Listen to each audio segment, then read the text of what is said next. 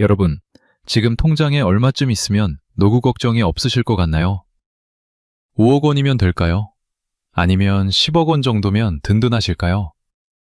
저는 인천에서 공기업 다니며 30년 동안 악착같이 맞벌이해서 6억 아파트 한 채와 현금 9억 원을 손에 쥐고 은퇴했습니다. 합치면 15억 원이라는 거액이죠. 매달 나오는 연금만 355만 원이었으니 남들이 보면 저 사람은 전생에 나라를 구했나 보다 했을 겁니다. 저 역시 은퇴하던 날 아내 손을 잡고 이제 고생 끝났다고 떵떵거렸으니까요. 그런데 말입니다. 그 완벽했던 15억 원이 단 5년 만에 영원이 되어버렸다면 믿으시겠습니까? 아니, 영원이 아니라 빚더미에 앉아 야반도주하듯 짐을 싸야 했다면요. 제가 결국 길거리로 나앉아 구걸어라는 신세가 됐을까요? 아니면 기적처럼 다시 일어서서 웃고 있을까요? 오늘 제 이야기는 단순히 돈을 잃어버린 실패담이 아닙니다. 가장 믿었던 사람에게 배신당하고 인생의 밑바닥에서 피눈물을 흘려본 사람만이 할 수 있는 뼈아픈 기록입니다. 지금부터 제가 겪은 일은 오늘 영상을 보시는 여러분 중 누구에게나 일어날 수 있는 일입니다. 아니, 어쩌면 지금 이 순간에도 여러분 곁에서 서서히 진행 중일지도 모릅니다. 사건은 작년 겨울, 살을 에이는 듯한 추위가 몰아치던 어느 저녁이었습니다. 저는 인천 서구 검단 신도시의 한 신축 아파트 복도에서 있었습니다. 손주 녀석이 좋아한다는 샤인머스켓 한 상자를 소중히 품에 안고서요. 엘리베이터에서 내려 익숙하게 아들집 현관문으로 다가갔습니다. 그런데 말이에요. 평소처럼 도어락 번호를 눌렀는데 띠리릭 소리가 아니라 기분 나쁜 경고음만 복도에 울려 퍼지더라고요. 번호가 틀렸나 싶어 다시 눌러보고 또 눌러봤습니다. 하지만 문은 굳게 닫힌 채 꿈쩍도 하지 않았습니다. 제가 잘못 온 걸까요? 아니었습니다. 그때 문 안쪽에서 들려오는 며느리의 목소리를 듣는 순간 제 머릿속은 하얗게 변했고 심장은 그대로 멈춰버리는 줄 알았습니다. 여보, 아버님 또 오셨나 봐. 번호 바꾸길 잘했지? 조용히 해. 없는 척하면 그냥 가시겠지. 매번 오실 때마다 부담스러워 죽겠어. 아들의 낮은 목소리까지 들려오는 순간 저는 들고 있던 과일 상자를 바닥에 떨어뜨리고 말았습니다.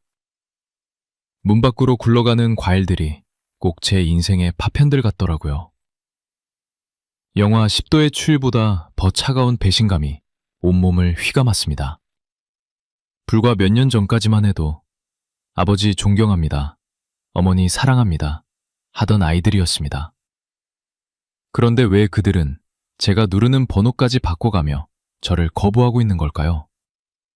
도대체 그 많던 현금 9억 원은 어디로 사라졌으며 저는 왜 인천 미추홀구에 낡은 빌라 월세방을 전전하는 신세가 되었을까요?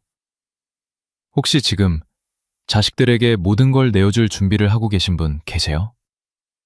아니면 퇴직금 받았다고 주변에 한턱 내며 기분 내고 계신가요? 제발 제 이야기를 끝까지 들어보세요. 어디서부터 단추가 잘못 끼워졌는지, 우리가 흔히 효도라고 믿었던 행동들이 어떻게 독이 되어 돌아오는지 그 처절한 과정을 하나하나 봐 보여드리겠습니다. 이걸 모르면 여러분도 저처럼 국민연금 실행일만 못 빠지게 기다리며 기초연금이라도 받을 수 있을지 주민센터를 기웃거리게 될지 모릅니다. 오늘 제 이야기가 여러분의 소중한 자산과 자존감을 지켜줄 마지막 예방주사가 되기를 간절히 바랍니다. 그런데 문제는 여기서 끝이 아니었습니다. 아들집 복도에서 멍하니 서 있던 저에게 아내로부터 걸려온 전화 한 통이 저를 더 깊은 나락으로 떨어뜨렸거든요. 여보, 큰일 났어. 우리 집 거실을 모르는 사람들이 들이닥쳤어. 비명을 지르는 아내의 목소리에 저는 정신없이 계단을 뛰어내려갔습니다. 과연 제 아파트에서는 무슨 일이 벌어지고 있었던 걸까요? 그리고 저는 그날 이후 지역을 맛보게 되었을까요? 저는 인천 남동구에 있는 어느 공기업에서 딱 30년을 버텼습니다. 강산이 3번 변한다는 그 긴 시간 동안 제 이름 석자 뒤에는 늘 과장, 차장, 부장이라는 직함이 붙어 있었죠. 동기들이 승진해서 밀려나고 명예퇴직이다 뭐다 해서 하나둘 짐을 쌀 때도 저는 악착같이 버텼습니다. 비가 오나 눈이 오나 새벽 5시에 일어나 인천 터미널역을 지나 사무실로 출근하던 그의 성실함. 그게 제 유일한 무기였거든요. 집사람도 같은 회사에서 만난 동료였는데 우리는 정말 지복할 정도로 아끼며 살았습니다.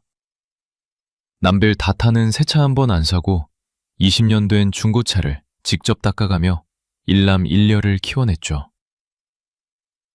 여보, 우리 조금만 더 참자. 애들 장가 보내고 나면 우리 세상이야.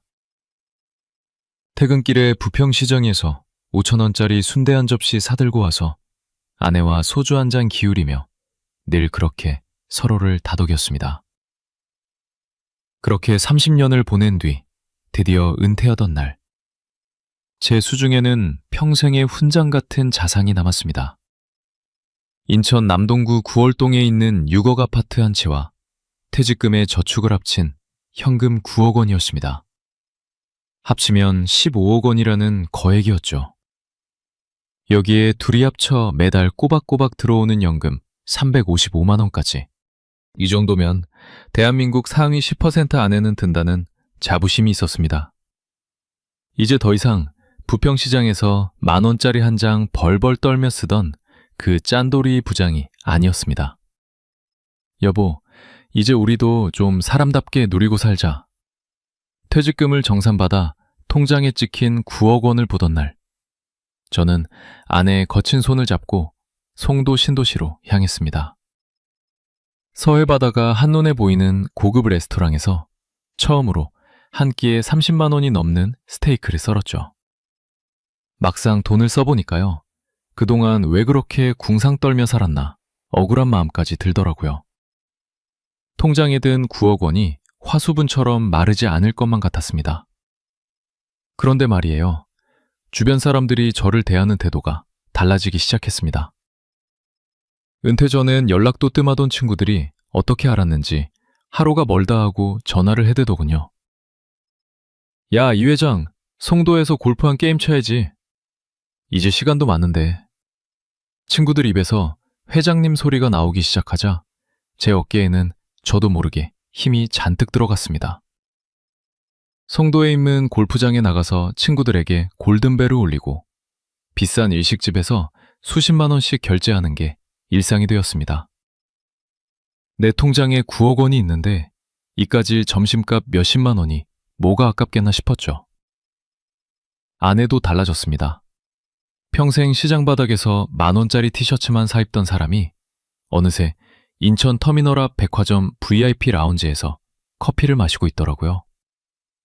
백화점에서 수백만 원짜리 명품 가방을 사들고 올 때도 저는 그동안 고생했으니 그 정도는 써도 되라며 우선 넘겼습니다. 그때까지만 해도 괜찮았습니다. 우리가 쓸 돈은 충분하다고 믿었으니까요. 아니, 오히려 돈을 쓰면 쓸수록 제가 진짜 성공한 인생을 살고 있다는 착각에 빠졌습니다. 사실 이때 누군가 제 옆에서 그만 좀 써라. 그러다 금방 거덜난다. 라고 따끔하게 충고 한마디만 해줬더라면 어땠을까요? 하지만 제 주변에는 오직 제 돈을 탐내는 사람들 뿐이었습니다. 이 회장님은 역시 스케일이 달라. 자식들도 복 받았네. 이런 사탕발림 소리에 취해 제 노후의 성벽은 안쪽에서부터 서서히 무너지고 있었습니다. 가장 무서운 건 지출에 중독되는 거였습니다. 한번 외제차를 타고 나니 국산차는 눈에도 안 들어오고 비싼 옷을 입기 시작하니 예전에 있던 옷들은 다 걸레처럼 보이더군요. 보험 설계사라는 친구 녀석은 매달 저를 찾아와 회장님, 이건 노후자금 불려주는 최고의 상품이에요. 라며 수백만 원짜리 상품들을 권했습니다. 저는 그게 제 노후를 지켜줄 황금말인 줄 알고 덜컥덜컥 가입해버렸죠. 생각처럼 쉽지 않았어요. 돈을 쓰는 건 순식간인데 그 빈자리를 채우는 법은 아무도 가르쳐 주지 않았습니다. 아들 녀석과 딸아이도 제 돈 냄새를 맡은 건지 은퇴 전보다 훨씬 자주 저희 집을 드나들기 시작했습니다. 양손 가득 맛있는 걸 사들고 와서 아빠 고생하셨어요 라고 애교를 부리는 자식들. 그 웃음 뒤에 어떤 칼날이 숨겨져 있는지도 모른 채 저는 그저 허허 웃으며 지갑을 열어줬습니다. 문제는 여기서 끝이 아니었습니다. 제가 잤습니다. 문제는 여기서 끝이 아니었습니다. 제가 자식들에게 베풀었던 그 선의가 결국 제 목을 조르는 밧줄이 되어 돌아올 줄은 그때는 정말 꿈에도 몰랐었습니다. 그렇게 한 1년 정도는 정말 꿈 같은 시간을 보냈습니다. 인천 송도에서 골프 치고 백화점에서 아내 선물 사주고 남들이 부러워하는 성공한 은퇴자의 정석처럼 살았거든요. 통장에 든 9억 원이 영원히 제 곁을 지켜줄 줄 알았습니다. 그런데 말이에요.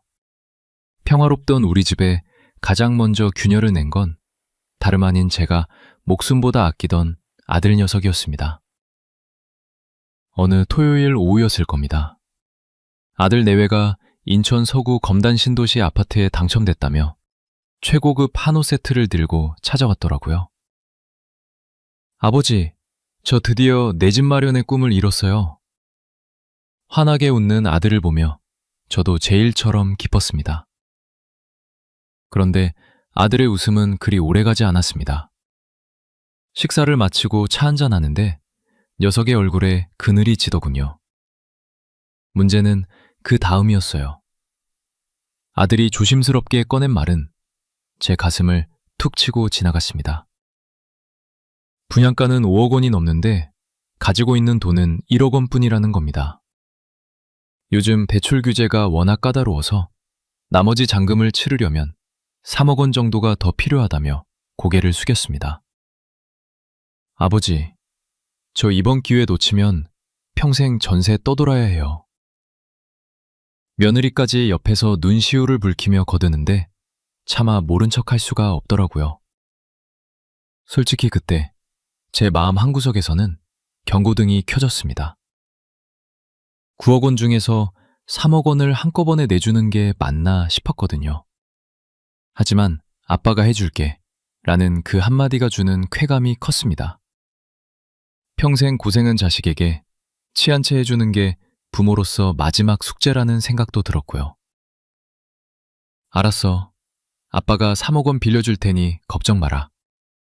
그날 저는 통장에서 3억 원을 빼서 아들 계좌로 쌌습니다. 아들은 세상에서 아버지가 제일 멋지다며 매달 이자랑 원금으로 200만 원씩 꼬박꼬박 갚겠다고 약속했죠. 그때까지만 해도 괜찮았습니다. 매 통장에는 아직 6억 원이 남아 있었고 아들이 매달 200만 원씩 주면 제 연금이랑 합쳐서 생활하는 뱀엔 전혀 지장이 없을 거라 믿었거든요. 예상과 완전히 달랐습니다. 아들의 부탁은 그게 시작일 뿐이었으니까요. 아들이 집을 사니 이번에는 30이 넘도록 공무원 시험 준비를 하던 딸아이가 눈에 밟혔습니다. 딸은 서울 노량진에서 고시원 생활을 하고 있었는데 매달 방세며 학원비며 생활비로 150만 원씩 들어갔습니다. 은퇴 전엔 월급에서 나갔지만 이제는 재생분이 나가는 거였죠. 아빠, 이번이 정말 마지막이에요. 내년엔 꼭 합격할게요. 매년 반복되는 그 말을 믿으며 저는 또 지갑을 열었습니다. 여기서 끝이 아니었습니다. 아들 녀석은 입주하고 나니 가전제품이며 가구가 필요하다며 은근슬쩍 손을 내밀기 시작하더군요. 아버님, 손주 녀석 방은 제배로 꾸며주고 싶어서요. 며느리의 그 한마디에 또 몇천만 원이 우습게 나갔습니다. 나중에 알았는데요. 돈이라는 게 한 번 구멍이 나기 시작하면 걷잡을 수 없이 빠른 속도로 빠져나가더라고요.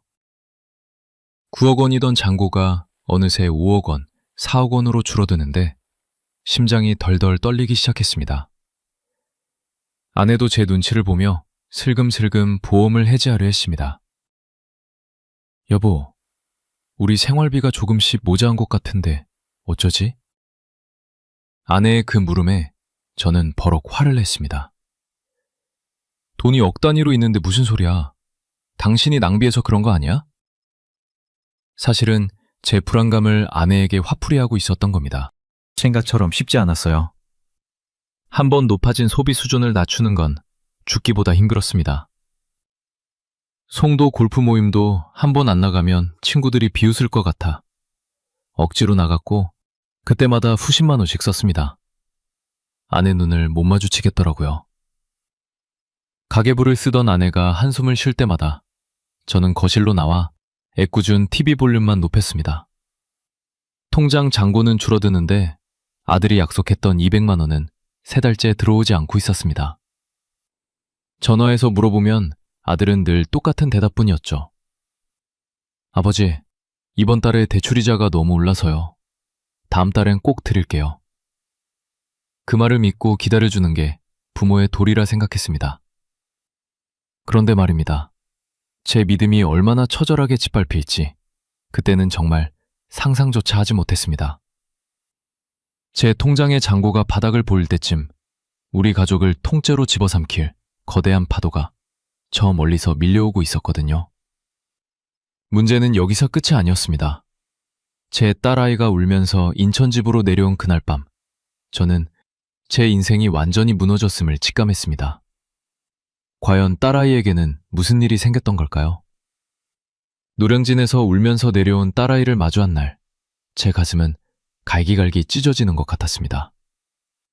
7년이나 뒷바라지했는데 결국 시험에 또 떨어졌다는 말보다 아빠, 나 이제 어떡해? 라며 내 품에서 우는 모습이 더 아팠거든요. 자식 입에 밥 들어가는 거 보면 부모는 굶어도 배부르다더니 그게 다 옛말이더라고요. 내 통장이 비어가는 걸 뻔히 알면서도 기죽은 딸아이를 보니 또 지갑을 열게 되는 게 부모 마음이었습니다. 괜찮아, 아빠가 있잖아. 좀 쉬면서 다른 길 찾아보자. 말은 호기롭게 했지만 그날 밤 저는 잠을 한숨도 못 잤습니다. 거실로 나와 몰래 통장을 확인해 보니 현금 9억 원이던 잔고는 어느새 3억 원 남짓 남아 있었습니다. 불과 2년 만에 6억 원이 증발해버린 겁니다. 아들에게 준 3억 원이 뒷바라지 비용, 그리고 우리 부부가 흥청망청 썼던 생활비까지. 순간 등줄기에 식은땀이 쫙 흐르더라고요. 이대로 가다간 5년도 못 버티고 인천 길거리에 나앉겠다는 공포가 밀려왔습니다. 하지만 저는 가전이었고 여전히 15억 자산가라는 자존심의 껍데기를 버리지 못하고 있었습니다. 그래, 아직 3억 원이나 남았잖아. 이걸로 다시 불리면 돼. 저는 다음 날 바로 예전에 같이 근무했던 입사 동기 김영을 만났습니다. 김영은 은퇴 후에 상가 투자로 대박이 나서 매달 연금 외에도 수백만 원씩 수익을 올린다는 소문이 자자했거든요. 인천 송도의 한 카페에서 만난 김영은 번쩍는 외제차를 타고 나타나 제 길을 죽였습니다. 야, 이 부장, 아직도 그 낡은 아파트 붙들고 있어. 요즘은 수익형 부동산이 대세야. 가만히 있으면 돈이 썩어. 김영의 말은 달콤했습니다. 자기가 투자한 신축 오피스텔이 있는데 거기에 남은 3억 원을 넣으면 매달 월세만 250만 원이 나온다는 거였죠. 아들이 안 주는 200만 원에 2월세까지 합치면 다시 예전처럼 회장님 소리 들으며 살 수 있을 것 같았습니다. 생각처럼 쉽지 않았어요. 아내는 결사반대했습니다. 여보, 모르는 곳에 투자하지 말고 그냥 아껴 쓰자. 지금 남은 돈이라도 지켜야 우리 노후가 보장돼. 하지만 저는 아내의 말을 콧등으로도 안 들었습니다. 당신이 뭘 알아? 내가 공기업에서 30년 넘게 경제 돌린 사람이야. 가만히 있으면이 돈 다 녹아 없어진다고. 저는 아내를 설득하는 대신 화를 내며 제 고집을 밀어붙였습니다. 오히려 김영이 소개해준 보험 연계 투자 상품까지 추가로 가입하며 장밋빛 미래를 꿈꿨죠. 나중에 알았는데요. 그때 김영이 보여준 수익률 표는 전부 가짜였습니다. 하지만 그때 저는 눈이 멀어 있었습니다. 당장 눈앞에 숫자를 불려서 자식들에게 떳떳한 아버지가 되고 싶었고, 아내에게 거봐, 내 말이 맞지? 라고 큰 소리치고 싶었거든요. 그 무렵 아들 녀석에게서 오랜만에 연락이 왔습니다. 돈 갚으라는 소리 할까봐 겁나서 전화를 피했는데 아들의 목소리는 의외로 밝았습니다. 아버지, 저 이번에 승진했어요. 며느리랑 같이 갈 테니 인천터미널 쪽에서 맛있는 거 먹어요. 그 말을 듣는 순간 제 불안함은 눈녹 사라졌습니다. 그래, 자식들이 잘 풀리고 있는데 내가 너무 예민했나 보다. 이제 투자한 곳에서 돈만 나오면 우리 집안은 다시 일어서는 거야. 저는 오랜만에 어깨를 펴고 백화점에 가서 아들 내외에게 줄 선물까지 미리 챙겼습니다. 그때까지만 해도 괜찮았습니다. 아들이 다시 효도를 시작하는 것 같았고, 제 투자는 곧 결실을 볼 것만 같았거든요. 마치 모든 엉킨 실타래가 한꺼번에 풀리는 기분이었습니다. 그런데 말이에요. 인생은 꼭 가장 행복하다고 느끼는 순간에 가장 잔인한 칼을 휘두르더라고요.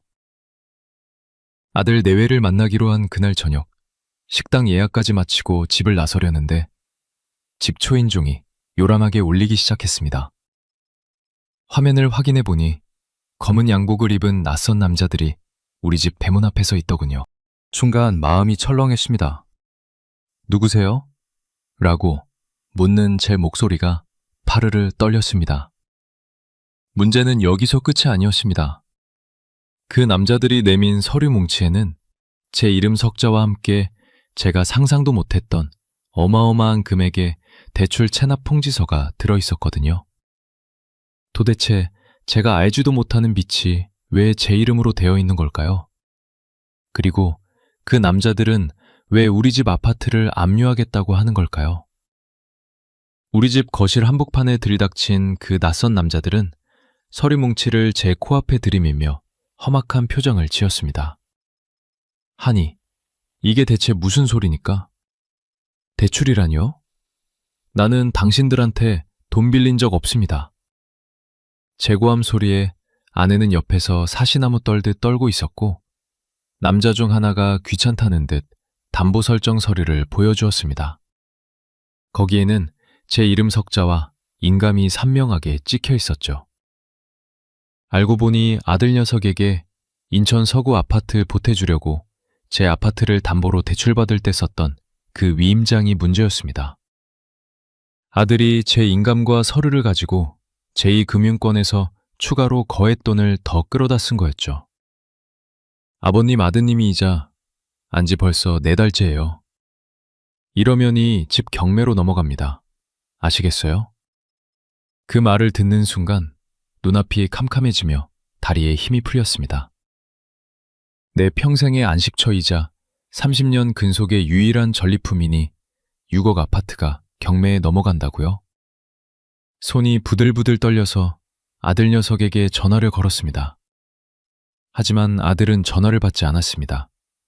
10번, 20번을 넘게 걸어도 신호만 공허하게 울릴 뿐이었죠. 그날 밤 저는 난생 처음으로 아내 앞에서 무릎을 꿇고 울었습니다. 여보, 미안해. 내가 자식을 너무 믿었나 봐. 내가 다 망쳤어. 그런데 말이에요. 사람이 죽으라는 법은 없는지 며칠 뒤에 김영에게서 연락이 왔습니다. 상가 투자가 조금 늦어지고는 있지만 정부에서 지원하는 지원금이나 시니어 창업 자금을 활용하면 급한 불은 끌 수 있다는 소식이었죠. 이 부장, 정신 차려. 지금 주저앉으면 다 뺏기는 거야. 내가 아는 지인이 은폐자들 대상으로 낮은 금리로 대출을 갈아타게 해준대. 거기서 돈 받아서 일단 이 집 압류부터 풀자고. 그 말은 제게 마지막 희망의 빗줄기 같았습니다. 예상과 완전히 달랐습니다. 그건 빗줄기가 아니라 저를 더 깊은 늪으로 밀어넣는 썩은 동아줄이었다는 걸 그때는 몰랐습니다. 저는 남은 현금 3억 원 중에서 일부를 수수료 명목으로 김영에게 건넸습니다. 어떻게든 이 집을 지켜야 아내와 딸이 길거리에 앉나 앉을 테니까요. 조금만 기다려봐. 이번 달 안으로 다 해결될 거야. 저는 아내에게 호기롭게 큰 소리를 쳤습니다. 막상 해보니까요. 세상에 공짜 점심은 없다는 말이 뼈저리게 다가오더라고요. 은행이며 주민센터며 뛰어다니며 기초연금이며 복지 혜택을 알아봤지만 서류상으로는 15억 자산가인 제게 돌아오는 혜택은 아무것도 없었습니다. 겉은 번지르 한데 속은 썩어 문드러지는 껍데기뿐인 부자. 그게 딱 제 모습이었습니다. 그래도 저는 포기하지 않았습니다. 김영이 소개해준 곳에서 자금이 나오기만 하면이 모든 악몽이 끝날 거라고 믿었거든요. 딸라이도 아빠, 나 이번에 진짜 합격할 것 같아 라며 다시 책상 앞에 앉는 모습을 보니 힘이 났습니다. 혹시 이런 분 계세요? 내 자식은 나한테 그럴 리 없어 라고 믿으며 인감도장이나 위임장을 덜컥 맡기신 분들 말입니다. 이 부분 꼭 기억하세요. 피를 나눈 자식이라도 돈 앞에서는 남보다 못할 수 있다는 걸요. 하지만 저는 그때까지도 미련을 버리지 못했습니다. 아들이 다시 전화해서 아버지, 정말 죄송해요. 제가 다 갚을게요.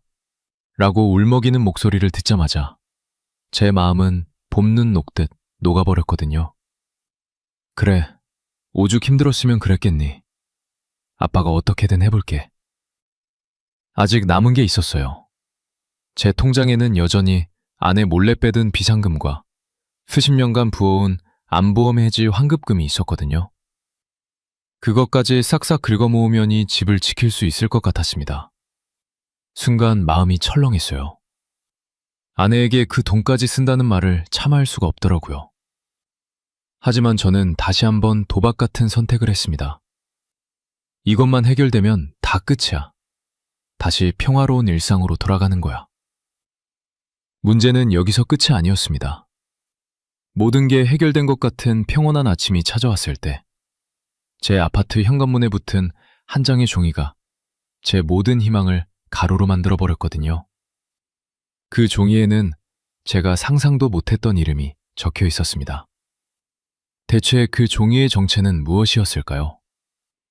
현관문에 붙어있던 그 종이를 확인하는 순간 저는 그 자리에 주저앉아 버렸습니다. 압류 통지서인 줄 알고 심장이 터질 것 같았는데 자세히 보니 압류 해제 통지서였거든요. 김영이 말했던 그 지원 자금이 정말로 해결된 모양이었습니다. 여보, 압류 풀렸대. 이제 우리 집 안 뺏겨도 돼. 거실에서 울고 있던 아내를 붙잡고 저는 어린아이처럼 엉엉 울었습니다. 그날 이후 거짓말처럼 모든 상황이 제자리를 찾는 것 같았습니다. 아들에게서도 연락이 왔는데 목소리가 아주 밝더라고요. 아버지 죄송해요. 회사 일이랑 투자가 좀 꼬였다가 이제 풀렸어요. 밀린 이자랑 이번 달 못까지 500만 원 입금했어요. 휴대폰 알람에 찍힌 500만 원이라는 숫자를 보는데 그동안 아들에게 가졌던 서운함이 눈 높습니다. 그럼 그렇지. 내 아들이 나를 배신할 리가 없지. 저는 제 선택이 틀리지 않았다는 사실에 취해 다시 어깨에 힘을 주기 시작했습니다. 김영에게 투자했던 오피스텔에서도 수익금이 들어오기 시작했습니다. 첫 달에 250만 원이 통장에 찍히더라고요. 아들이 보내준 돈에 투자 수익금, 그리고 우리 부부 연금까지 합치니 한 달 수입이 갑자기 1천만 원 가까이 되었습니다. 여보, 내가 뭐라 그랬어? 기다리면 다 해결된다고 했지? 저는 기세등하게 아내를 데리고 다시 성도 신도시로 나갔습니다. 아내 눈을 똑바로 볼 수 있다는 게 그렇게 행복한 줄 몰랐습니다. 그동안 마음고생시킨 게 미안해서 백화점에서 수십만 원짜리 코트도 한 벌 사줬죠. 딸아이도 다시 기운을 차리고 공부에 집중하기 시작했습니다. 아빠, 나 이번엔 진짜 느낌이 좋아. 꼭 합격해서 효도할게. 그 말을 들으며 아내와 저는 오랜만에 인천 연안부두 근처에서 값비싼 회를 먹으며 다가올 장밋빛 미래를 설계했습니다. 혹시 이런 기분 느껴보신 분 계세요? 지옥 끝까지 떨어졌다가 갑자기 구름 위로 올라간 듯한 기분 말입니다. 이때가 가장 위험할 때라는 걸 저는 그때 몰랐습니다. 가짜 안도감이라는 건 정말 무서운 독이더라고요. 상황이 조금 좋아졌다고 생각하니 저는 다시 예전에 그 회장님 행세를 시작했습니다. 친구들 단톡방에 다시 얼굴을 비추고 골프 예약을 잡았죠. 이 회장 역시 대단해. 그 위기를 어떻게 넘겼어? 친구들의 칭찬에 저는 제가 정말 대단한 투자 전문가라도 된 양 허풍을 떨었습니다. 그때까지만 해도 정말 모든 게 완벽했습니다. 아들은 매달 꼬박꼬박 돈을 보냈고 김영의 투자 수익도 안정적이었거든요. 저는 다시 통장에 9억 원을 채우는 건 시간 문제라고 생각했습니다. 그런데 말이에요. 세상은 그리 호락호락한 곳이 아니었습니다. 우리가 누렸던 그 3달간의 평화가 거대한 쓰나미가 몰려오기 전 바닷물이 잠시 빠져나간 상태였다는 걸 저는 나중에 알았습니다. 여러분 이 부분은 꼭 기억하셔야 합니다. 노후에 갑자기 찾아온 뜻밖의 행운이나 빠른 해결책은 9번은 사기일 확률이 높다는 사실을요. 저는 매달 들어오는 수익금 250만 원에 눈이 멀어 정작 중요한 원금 3억 원이 어디에 어떻게 묶여 있는지 서류 한번 제대로 확인하지 않았습니다. 김영이라는 동기 녀석을 너무 믿었던 게 화근이었죠. 아직 남은 게 있었어요. 제 자존심 말입니다. 돈이 조금 들어오니 아내에게 이제 걱정 말라고 큰 소리 쳤던 그 자존심 때문에 저는 조금씩 들려오는 이상한 신호들을 애써 무시했습니다. 김영의 목소리가 조금씩 불안해지고 아들이 다시 전화를 피하기 시작했을 때도 저는 바빠서 그렇게 스스로를 안심시켰습니다. 설마 무슨 일이 또 있겠어. 압류도 풀렸는데. 저는 그렇게 가짜 평화 속에 취해 제 인생의 마지막 탈출구를 스스로 봉쇄하고 있었습니다. 순간 마음이 철렁했어요. 평화로운 일요일 오후, 거실에서 사과를 깎던 아내가 TV 뉴스를 보다가 비명을 질렀을 때였습니다. 문제는 여기서 끝이 아니었습니다. 그 뉴스 화면에는 제 동기 김영의 이름과 함께 인천 지역 대규모 기획 부동산 사기 사건의 주동자들이 줄줄이 포승줄에 묶여 나오고 있었거든요. 그 순간 제 통장에 찍히던 250만 원의 실체가 무엇이었는지 깨닫는 데는 단 10초도 걸리지 않았습니다. 과연 김영은 저에게 무슨 짓을 한 걸까요? 그리고 제 인생은 이제 어떤 나락으로 떨어지게 될까요? 평화로운 일요일 오후였습니다. 아내가 깎아준 사과 한 조각을 입에 물고 거실 소파에 앉아 텔레비전을 켰을 때까지만 해도 제 인생이 오늘부로 끝장날 거라곤 상상도 못했습니다. 화면 속 뉴스 속보에는 제가 잘 아는 이름이 흐르고 있었습니다. 인천 일대 수천억 원대 기획부동산 사기단, 검승줄에 묶인 채 고개를 숙이고 들어가는 남자. 그 남자가 입은 양복, 어째가 사준 고급 브랜드였습니다. 제 입사 동기이자 은퇴 후에 구원자라 믿었던 김영이었죠. 순간 손에 들고 있던 포크가 바닥으로 떨어졌습니다. 여보, 저 사람 김영 아냐? 당신 친구 말이야? 아내의 비명 섞인 목소리가 귀가에서 웅웅거렸습니다. 그때 그 서류를 다시 확인했어야 했습니다. 수익금이라며 매달 들어오던 250만 원의 실체는 새로운 투자자의 돈으로 앞선 투자자에게 이자를 주는 전형적인 폰지 사기 돌려막기였습니다. 제피 같은 현금 3억 원은 이미 그놈들의 유흥비와 해외 도피 자금으로 증발해버린 상태였죠. 예상과 완전히 달랐습니다. 압류가 해제되었다던 서류조차 위조된 가짜였다는 사실을 알게 된 건 그로부터 불과 1시간 뒤였습니다. 다시 초인종이 울리고 지난번보다 더 험악한 표정의 남자들이 제 아파트 현관문을 발로 차며 들이닥쳤습니다. 이봐요. 이 부장님, 장난하는 것도 아니고 아드님이 빌린 대출금 이자가 반년치나 밀렸는데 압류 해제 서류를 위조해서 은행을 속여. 그들은 저를 사문서 위조 공범으로 몰아붙였습니다. 아들이 제 인감을 몰래 가져가서 저지른 일들이 이제는 부메랑이 되어 제 목을 직접 겨우기 시작한 겁니다. 아니에요. 저는 모르는 일입니다. 우리 아들이 그럴 리가. 제 변명은 차가운 수갑 소리에 묻혀버렸습니다. 솔직히 포기하고 싶었습니다.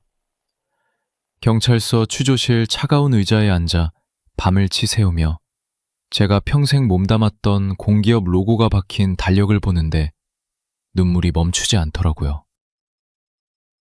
내가 어떻게 모은 돈인데, 어떻게 지켜온 명예인데 아내 눈을 못 마주치겠더라고요.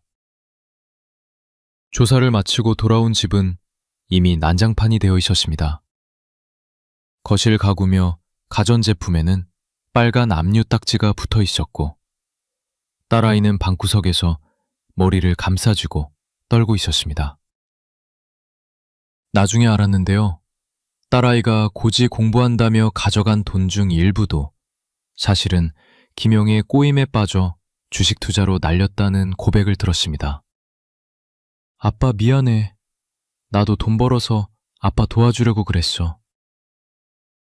자식들 입에서 나오는 미안하다는 말이 세상에서 가장 날카로운 칼이 되어 제 가슴을 후팠습니다. 막상 해보니까요. 사람이 무너지는 건 한순간인데 다시 일어서는 건 불가능에 가깝다는 현실이 뼈저리게 다가왔습니다. 제 이름으로 된 통장은 전부 압류되었고 매달 들어오던 연금 355만 원마저 채권자들에게 뺏기게 생겼습니다. 여기서 끝이 아니었습니다. 가장 잔인한 배신은 아직 남아 있었습니다. 연락이 두절됐던 아들 녀석에게 겨우 연결이 되었는데 녀석의 입에서 나온 말은 저를 인간이기를 포기하게 만들 정도였습니다. 아버지, 솔직히 말할게요. 저 검단 신도시 아파트 팔았어요. 그거 팔아서 빚 정리하고 남은 돈으로 외국 나가려고요. 아버지 집 반보대출은 아버지가 공기업 다니셨으니까 퇴직금 더 받아서 어떻게든 해결해 보세요. 너 지금 제정신이니? 내 집이 경매로 넘어가게 생겼는데 제 절규에 아들은 차갑게 전화를 끊어버렸습니다. 그게 제 아들과의 마지막 통화였습니다. 순간 마음이 철렁했어요. 옆에서 모든 대화를 듣고 있던 아내가 갑자기 가슴을 부여잡고 쓰러졌거든요. 119 좀 불러줘요. 저는 정신 나간 사람처럼 복도로 뛰어나가 소리를 질렀습니다. 이게 다가 아니었습니다. 병원 응급실로 실려간 아내의 검사 결과는 설상가상으로 우리 가족을 더 깊은 어둠 속으로 밀어넣었습니다. 극심한 스트레스로 인한 급성 뇌경색. 수술비와 입원비만 수천만 원이 필요하다는 의사의 말에 저는 병원 복도 차가운 타일바닥에 주저앉아 머리를 쥐어뜯었습니다. 돈도 없고 자식도 떠났고 아내는 사경을 헤매고 15억 자산가라고 거들먹거리던 제 모습은 온데간데 없고 병원비 결제할 부업 하나 제대로 남지 않은 비참한 노인 하나만 남았습니다. 혹시 이런 분 계세요? 나중에 여유 생기면 보험 들어야지. 우리 애들은 절대 안 그래. 이 부분 꼭 기억하세요. 인생에서 가장 완벽하다고 생각할 때가 가장 잔인한 덫이 놓여 있는 순간이라는 거요. 문제는 여기서 끝이 아니었습니다. 병원비를 마련하기 위해 제가 최후의 수단으로 평생 아껴온 제 아파트를 급매로 내놓았을 때 부동산 중개업자가 제게 건넨 말 한마디가 저를 다시 한번 무너뜨렸거든요. 사장님이 집 사장님 명의가 아닌데요? 대체 제 집은 누구의 손으로 넘어간 걸까요? 그리고 아들은 저 몰래 어떤 서류에 제 도장을 찍은 걸까요? 사장님, 이 집 명의가 이미 사채업자한테 넘어갔는데요. 가등기까지 다 잡혀 있어서 저희는 이거 못 팔아요. 부동산 중개업자의 그 말은 제 영혼을 돌려내는 날카로운 칼날 같았습니다. 30년 동안 비가 오나 눈이 오나 출근하며 지켜온 인천 9월 동안의 매집, 내 자존심이었는데 알고 보니 아들 녀석이 제 인감을 들고 가서 사채업자에게 돈을 빌리며 제 명의를 넘겨버린 거였습니다. 예상과 완전히 달랐습니다. 내 자식만큼은 법 없이도 살 사람이라 믿었는데 돈 앞에 장사 없다는 말이 자식에게도 해당될 줄은 꿈에도 몰랐습니다. 저는 그 길로 병원으로 달려갔습니다. 중환자실 차가운 침대에 누워있는 아내를 보는데 차마 입이 떨어지지 않더라고요. 여보, 우리 집이 없어졌대. 우리 아들이 집을 팔아먹었대. 의식 없는 아내의 손을 붙잡고 저는 아이처럼 목 놓아 울었습니다. 문제는 여기서 끝이 아니었습니다. 병원 원무과에서는 밀린 병원비 1.500만 원을 결제하라고 독촉했습니다. 가지고 있던 카드는 이미 한도 초과의 연체로 막혔고 남은 현금은 김영에게 사기당해 한 푼도 없었습니다. 혹시 이런 분 계세요? 자식한테 인감 맡기는 게 뭐가 어때서? 라고 생각하시는 분들, 이 부분 꼭 기억하세요. 내 인감이 내 목줄을 재는 밧줄이 될 수도 있습니다. 자식 사랑이 지나치면 그건 사랑이 아니라 내 노후를 파먹는 독이 된다는 걸 저는 너무 늦게 알았습니다. 막상 해보니까요. 세상이 무너지는 건 소리도 없이 찾아오더라고요. 일주일 뒤 사채업자들이 보낸 건장한 남자들이 아내가 입원해 있는 병원까지 찾아와 저를 협박했습니다. 이 부장님 곱게 나갑시다. 다음 주까지 집 안 비우면 강제집행 들어갑니다. 나중에 알았는데요. 제가 가입했던 수많은 보험들도 이미 약관 대출을 받을 대로 다 받아서 해지해봤자 손해, 쥐는 건 10만 원도 안 되었습니다.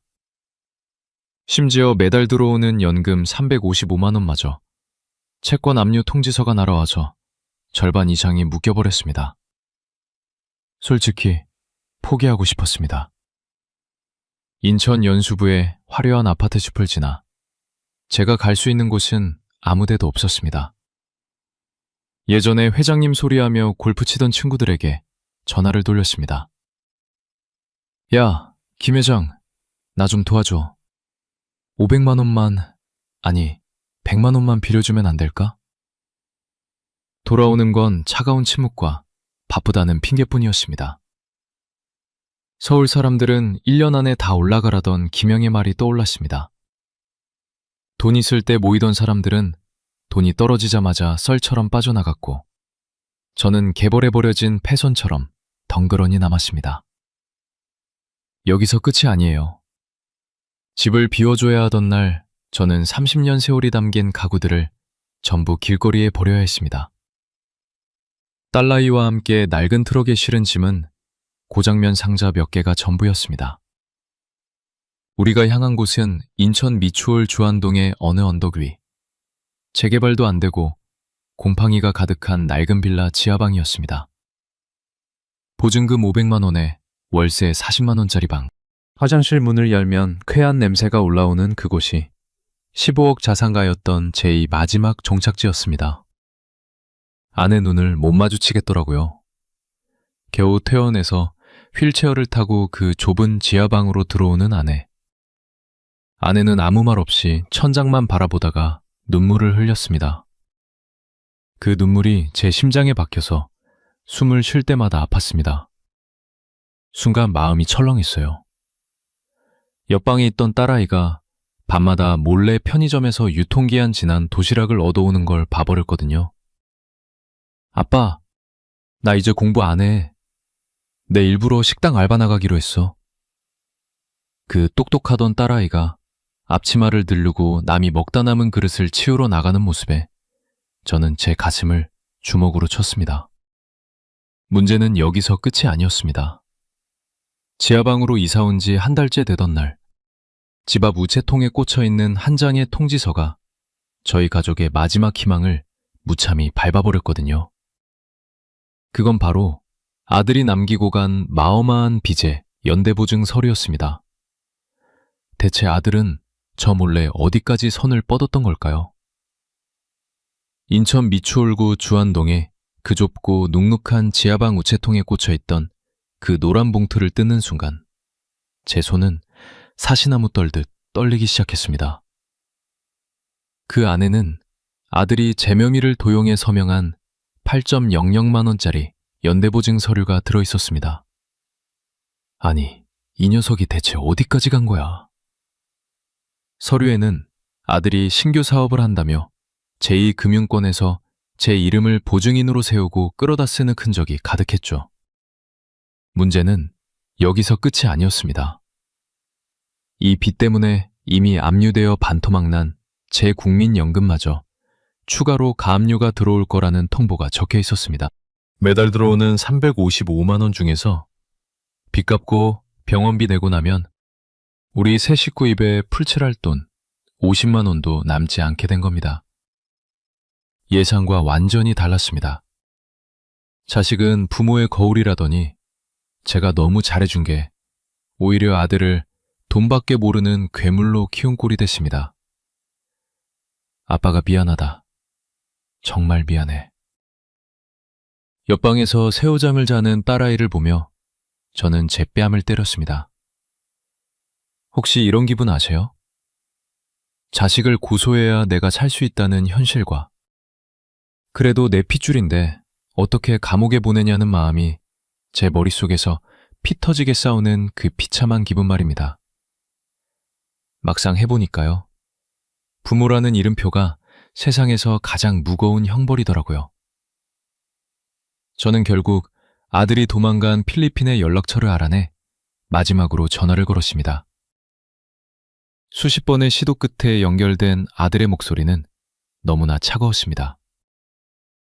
아버지, 저도 죽고 싶어서 이러는 거 아니에요. 어차피 아버지 집도 넘어갔는데 이가 보증 좀 서주면 어때서요? 나중에 제가 크게 성공해서 다 갚아드린다니까요.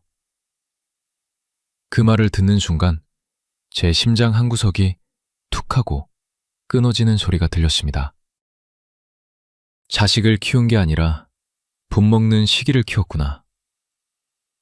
병원까지 40분이라는 생각에 그게 더 무섭더라고요. 아픈 아내가 갑자기 쓰러지면 임원 언덕 위 빌라에서 어떻게 병원까지 데려가나 걱정하던 제 마음을 아들은 눈만큼도 이해하지 못했습니다. 여기서 끝이 아니었습니다. 아들은 한술 더 떠서 제게 이렇게 말하더군요. 아버지, 아직 보험해지 환급금 남은 거 있죠? 그거라도 좀 보내주세요. 저 여기서 굶어 죽게 생겼어요. 순간 마음이 철렁했어요. 내 노후를 통째로 앗아간 녀석이 이제는 제 아내 마지막 치료비까지 탐내고 있었던 겁니다. 저는 그날 처음으로 아들에게 모진 말을 내뱉었습니다. 너는 이제 내 아들 아니다. 다시는 연락하지 마라. 전화를 끊고 저는 주안역 근처에 한 변호사 사무실을 찾아갔습니다. 제 명의를 도용한 아들을 고소하고 제 이름으로 된 연대 보증의 효력을 정지시키기 위해서였죠. 하지만 변호사의 대답은 절망적이었습니다. 아버님이 예전에 써주신 위임장 때문에 이건 법적으로 다투기가 매우 힘듭니다. 생각처럼 쉽지 않았어요. 자식에게 내준 인감도장 하나가 제 30년 공기업 생활의 명예와 자산을 송그리째 쓰레기통에 처박아 버린 겁니다. 아내 눈을 못 마주치겠더라고요. 식당 알바를 마치고 자정이 넘어 돌아온 딸아이가 퉁퉁 부은 다리를 주무르며 제게 물었습니다. 아빠, 오빠랑 통화했어? 오빠가 뭐래? 참아, 아들이 너 죽으라고 했다는 말은 할 수 없어. 저는 그냥 고개를 돌려버렸습니다. 이 부분 꼭 기억하세요. 자식에게 내 경제권의 열쇠를 맡기는 순간 그 열쇠는 내 관뚜껑을 닫는 못이 될 수도 있습니다. 혼자만 그런 게 아닙니다라고 말해주는 사람은 많았지만이 구차한 현실을 견뎌내는 건 오직 저의 몫이었습니다. 하지만 저는 여기서 무너지지 않기로 결심했습니다. 내 아파트는 이었어도 내 아내와 딸만큼은이 지옥 같은 빚더미에서 꺼내줘야 했으니까요. 저는 다음날 아침 낡은 양복을 꺼내 입고 인천 터미널 근처에 인력사무소로 향했습니다. 30년 부장 소리 듣던 제가 공사 현장에서 벽돌을 나르고 건물 화장실 청소를 시작했습니다. 손마디가 갈라지고 허리가 끊어질 것 같았지만 하루 일당 13만 원을 받아주었을 때 저는 난생 처음으로 돈의 무서움과 소중함을 동시에 느꼈습니다. 문제는 여기서 끝이 아니었습니다. 그렇게 악착같이 버티며 돈을 모으던 어느 날 저희 지하방으로 낯선 양복쟁이들이 다시 찾아왔습니다. 이번에는 사채업자가 아니라 정부 기관에서 나온 지원금 관련 조사관들이었죠. 대체 그들은 왜 저를 찾아온 걸까요? 그리고 이 지하방 생활에도 끝이 보이는 걸까요? 지하방 문을 두드린 그 양복 차림의 조사관들은 제가 생각했던 무서운 사람들이 아니었습니다. 알고 보니 제가 며칠 전 주민센터에 신청했던 긴급 복지 지원과 금융 사기 피해 상담이 접수되어 사실 확인을 하러 나온 공공기관 직원들이었죠. 이 부장님 아드님 명의 독건으로 고소 진행하신 거 확인했습니다. 금융감독원에 민원 넣으신 것도 검토됐고요. 연대보증 채무는 법적으로 다투면 충분히 무효가 가능해 보입니다. 조사관의 그 한마디에 어깨를 짓누르던 8.00만 원이라는 빚의 무게가 조금은 가벼워지는 기분이 들었습니다. 알고 보니 그게 아니었어요. 세상이 나를 다 버린 줄 알았는데 어딘가에는 저 같은 사람을 돕기 위한 작은 틈새가 마련되어 있더라고요. 하지만 생각처럼 쉽지 않았어요. 아들을 고소하고 수사기관에 불려다니며 내 자식이 내 인감을 훔쳤다는 사실을 제 입으로 수십 번 증명해야 했습니다. 내 손가락을 다 잘라버리고 싶더라고요. 그 인감 도장을 만든 손으로 아들을 안아줬던 세월이 너무나 부끄럽고 비참해서 밤마다 술 없이 잠들지 못했습니다. 그래도 저는 버텼습니다. 제 곁에는 아직 지켜야 할 아내와 딸이 있었으니까요. 저는 낮에는 아파트 경비 일을 하고 밤에는 주차장 청소를 하며 한 달에 250만 원을 벌었습니다. 압류되었던 국민연금도 법적 대응을 통해 최저 생계비만큼은 지켜낼 수 있었습니다. 나중에 알았는데요. 돈이 없으면 불행한 건 맞지만 돈이 많다고 꼭 행복한 건 아니라는 교과서 같은 말이 이제야 가슴에 와닿았습니다. 15억 원을 쥐었을 때보다 지금 받는 20만 원의 월급이 저에게는 훨씬 더 숭고하고 묵직한 가치로 다가왔습니다. 막상 해보니까요. 이 인천 미추홀구 지하방 생활 1년째 되던 날, 우리 가족에게 기적 같은 소식이 들려왔습니다. 긴급 지원금을 받으며 버틴 끝에 인천 논현동 근처에 LH 전세 임대 아파트 당첨 소식을 들었거든요.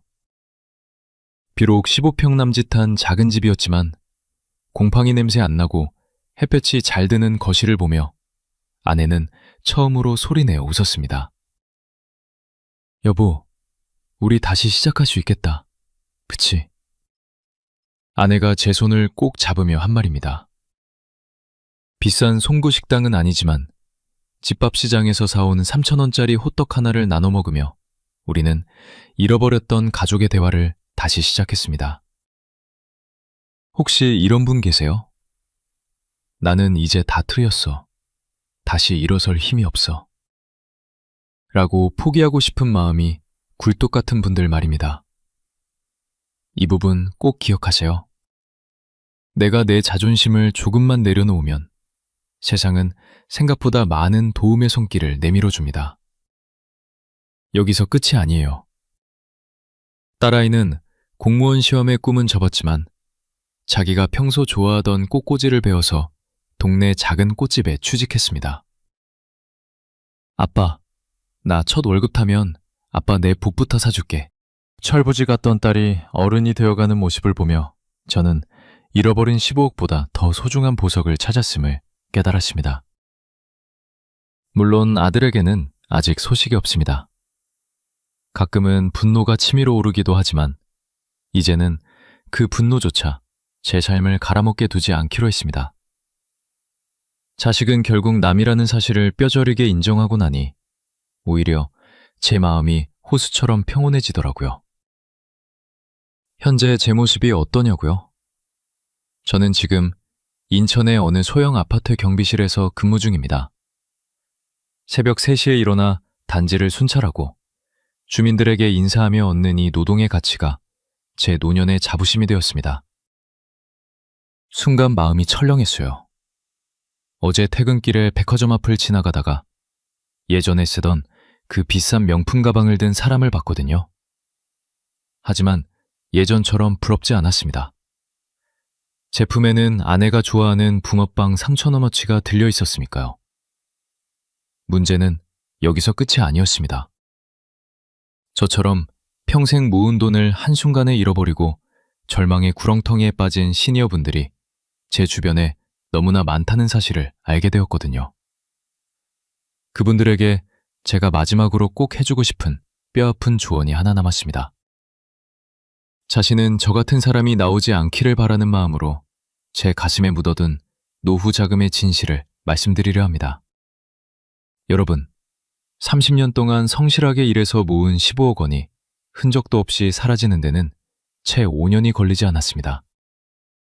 제가 지하방에서 눈물 섞인 빵을 씹으며 깨달은 이 뼈아픈 진실을 여러분은 부디 미리 아셨으면 좋겠습니다. 제 인생을 망친 건 사기꾼 김영도 아니었고 매정하게 번호를 바꾼 아들 녀석도 아니었습니다. 가장 큰 적은 바로 나 자신이었습니다. 나는 괜찮겠지, 내 자식은 다르겠지 라는 그 오만함이 제 노후의 댐을 무너뜨린 첫 번째 균열이었습니다. 지금부터 제가 드리는 3가지 조언은 제 인생 전체를 갈아 넣어서 얻은 결론입니다. 가슴에 새기지 않으면 여러분도 저처럼 국민연금 수령일만 기다리며 가슴 졸이는 처지가 될 수 있습니다. 첫 번째, 자식은 결국 남이라는 사실을 뼈저리게 인정하십시오. 자식이 잘 되는 게 부모의 기쁨인 건 맞습니다. 하지만 자식의 성공이 내 노후를 보장해주지는 않습니다. 아버지, 나중에 다 갚을게요 라는 말은 세상에서 가장 듣기 좋은 거짓말일 뿐입니다. 상속은 내가 죽고 나서 하는 것이지 살아생전에 하는 게 아닙니다. 내 집을 담보로 아들 대출을 받아주거나 딸아, 이곳이 비용이라며 노후 자금을 헐어주는 건 자식에게 사랑을 주는 게 아니라 독약을 주는 것과 같습니다. 맹정하게 들리겠지만 자식 지갑과 내 지갑은 철저하게 분리해야 합니다. 두 번째, 주변에서 부르는 회장님 소리에 속지 마십시오. 은퇴하고 나면 갑자기 주변에 친구들이 꼬이기 시작합니다. 송도에서 비싼 밥 사고 골프 치며 골든벨 올리면 당장 어깨에 힘은 들어가겠죠. 하지만 그 돈이 떨어지는 순간 그 회장님 소리는 조롱으로 변해 돌아옵니다. 돈이 있을 때 모인 사람들은 돈이 없으면 썰물처럼 빠져나갑니다. 지금 여러분 곁에서 웃고 있는 그 사람들이 과연 여러분이 주안동 지하방에 살게 됐을 때도 10,000원짜리 한 장 빌려줄 사람들인지 냉정하게 생각해 보세요. 진짜 친구는 내 지갑의 두께를 보고 찾아오는 사람이 아닙니다. 세 번째, 모르는 분야에는 절대 손대지 마십시오. 은퇴 후에는 누구나 조급해집니다. 현금이 줄어드는 게 무서워서 고수익 상품이나 지인이 추천하는 보험 투자에 눈을 돌리게 되죠. 하지만 잊지 마세요. 세상에 공짜 점심은 없고 고수익 뒤에는 반드시 고위험이 따릅니다. 저도 김영의 감원설에 속아 3억 원을 날렸을 때 서류 한 장 제대로 확인하지 않았습니다. 믿으니까 하는 거지 라는 말은 투자판에서는 내 돈 다 가져가라는 말과 똑같습니다. 모르는 곳에 투자해서 불리려 하지 말고 지금 가진 돈을 어떻게 하면 천천히 쓰며 지킬지 그것부터 고민하셔야 합니다. 혹시 이런 분 계세요? 나는 연금이 많이 나오니까 조금 써도 되겠지? 이 부분 꼭 기억하세요. 매달 나오는 연금 355만 원도 채무관계 한번 잘못 엮이면 순식간에 압류당합니다. 내 손에 쥐고 있지 않은 돈은 내 돈이 아닙니다. 병원까지 40분이라는 생각에 그게 더 무섭더라고요. 몸이 아파지기 시작하면 돈의 가치는 수만 배로 뒤다. 자식에게 집 사줄 3억 원으로 나중에 간병인 부르고 편안한 요양병원 갈 준비를 하세요. 그게 나를 지키고 자식에게 짐이 되지 않는 가장 현명한 효도입니다. 막상 해보니까요. 가진 게 없어도 마음이 편한 찌금이 15억 원을 주고 불안해하던 그때보다 훨씬 낫습니다. 하지만 여러분은 저처럼 굳이 지옥을 직접 경험하실 필요는 없지 않습니까? 제 이야기가 조금은 직설적이고 차갑게 들릴 수도 있습니다. 하지만 이게 바로 60대 이후를 살아가는 우리 시니어들이 마주해야 할 진짜 현실입니다. 문제는 여기서 끝이 아니었습니다. 이 모든 실패를 딛고 일어선 지금 제가 여러분께 마지막으로 꼭 전하고 싶은 따뜻한 위로의 한마디가 남아있거든요. 과연 돈보다 더 소중한 우리가 노후에 꼭 붙들어야 할 마지막 가치는 무엇일까요? 여러분, 제 긴 이야기 끝까지 들어주셔서 정말 감사합니다. 15억 원이라는 거액을 손에 쥐고도 인천 미추홀 지하방까지 추락했던 한 노인의 고백이 여러분의 마음에는 어떻게 닿았을지 모르겠네요. 누군가는 저를 보고 참 바보같이 살았다고 혀를 차실지도 모릅니다. 네, 맞습니다. 저는 정말 바보였습니다. 자식이라는 이름에 눈이 멀었고 회장님이라는 허울 좋은 껍데기에 속아 가장 소중한 노후의 방패를 제 손으로 부어버렸으니까요. 하지만 저는 지금이 순간 송도에서 비싼 스테이크를 썰던 그때보다 훨씬 더 깊은 평안을 누리고 있습니다. 비록 15평 남짓한 LH 임대아파트 거실이지만 창가로 들어오는 햇살 아래에서 아내와 나란히 앉아 믹스커피 한 잔 나눠 마시는 이 시간이 저에게는 그 어떤 금은 보화보다 소중합니다. 돈은 한순간에 사라질 수 있는 안개 같은 것이더라고요. 하지만 내 곁을 끝까지 지켜주는 배우자, 그리고 땀 흘려 일해서 버는 정직한 노동의 가치는 그 누구도 뺏어갈 수 없는 진짜 자산이라는 걸 저는 이제야 깨달았습니다. 오늘 제 이야기를 보시면서 가슴 한구석이 서늘해지거나 혹시 나도 라는 생각이 드셨다면 아래 3가지만은 꼭 기억해 주셨으면 좋겠습니다. 첫 번째, 내 지갑은 죽을 때까지 내가 지켜야 합니다. 자식에게 주는 사랑은 무한하되 내 노후 자금에는 철저히 자물쇠를 채우세요. 내가 바로 서야 자식도 기댈 언덕이 생기는 법입니다. 두 번째, 건강과 보험, 그리고 국민연금의 소중함을 잊지 마세요. 큰 돈은 사기로 날아갈 수 있어도 매달 꼬박꼬박 들어오는 연금과 위급할 때 힘이 되는 보험은 우리가 벼랑 끝에 섰을 때 붙잡을 수 있는 마지막 생명줄입니다. 세 번째, 남의 시선에서 벗어나 나만의 행복을 찾으세요. 송도에서 골프 치며 거들먹거리던 회장님보다 지금 아파트 단지를 순찰하며 주민들과 인사 나누는 경비 아저씨인 제가 훨씬 더 당당하고 멋지다고 생각합니다. 남들에게 보여주기 위한 삶은 이제 그만 내려놓으셔도 됩니다. 혹시 지금 저처럼 힘든 시기를 겪고 계신 분이 있다면 이 말씀만은 꼭 드리고 싶습니다. 포기하지 마세요. 바닥을 쳤다는 건 이제 올라갈 일만 남았다는 뜻입니다. 정부의 복지제도나 지원금을 참피하지 말고 적극적으로 활용하세요. 우리는 대한민국을 일궈온 성실한 주역들이기에 도움받을 자격이 충분합니다. 오늘 제 이야기가 조금이라도 도움이 되셨다면 주변의 소중한 분들에게도 꼭 공유해 주시길 부탁드립니다. 여러분의 작은 공유 한 번이 누군가의 평생 모은 15억 원을 지켜주는 기적이 될 수도 있습니다.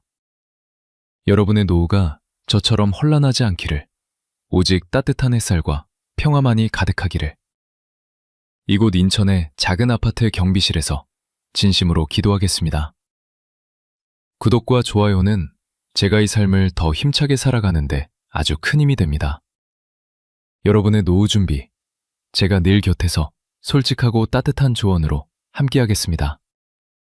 오늘도 수고 많으셨습니다. 따뜻한 저녁 보내시고 저는 다음 시간에 더 현실적이고 도움되는 이야기로 찾아오겠습니다. 감사합니다.